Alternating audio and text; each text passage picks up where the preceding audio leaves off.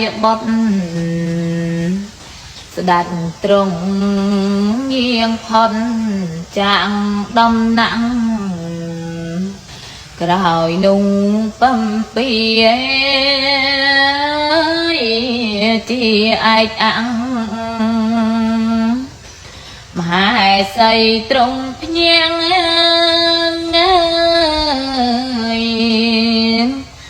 ចាំងតែនទី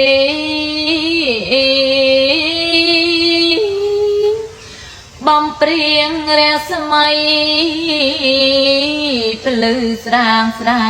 ងព្រះនាងទ្រង់យាងចាញ់ចលីទ្រង់ស្រង់ព្រះភ័ក្ត្រដោយវិរិយស្រឡាញ់ហើយទេវី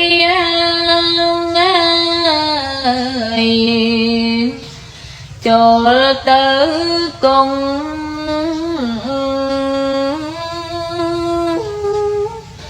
ព្រះនាងទ្រង់បរាជកុមា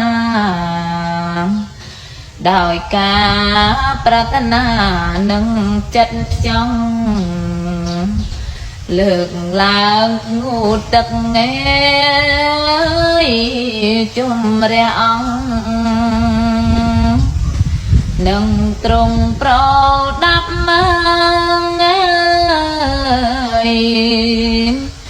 សម្រាប់បត់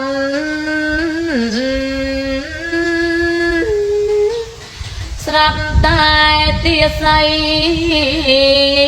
ស្រីបំរើមកក្រាបទូលស្នើញ័រផុតបរិយាយរាយរាប់មេដោយតក់ស្លុត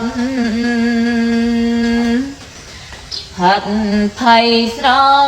យត់ណាងហើយថ្លែងថា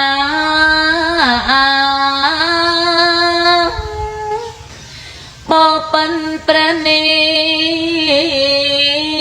ងសូមទ្រង់ជ្រាបនៅភាពដំណើររាជផស្ដាមិនដឹងជាស្ដេចញេត្រាច់យេត្រាបាត់ទៅឯណាង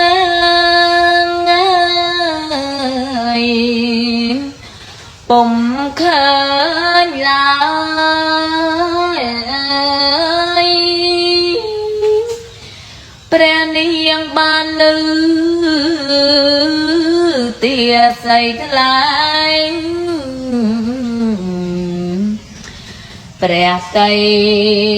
ចំបែងឥតមានស្បើយគិតថាអោព្រះស្វាមីអើយម្ដេចឡើយទ្រង់កាត់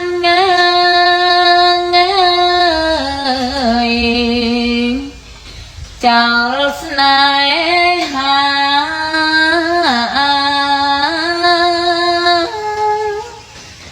ព្រះនាងទ្រង់សោក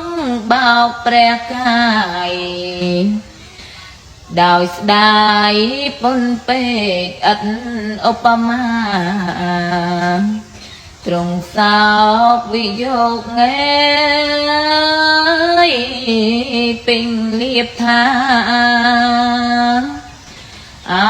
ព្រះផស្ដា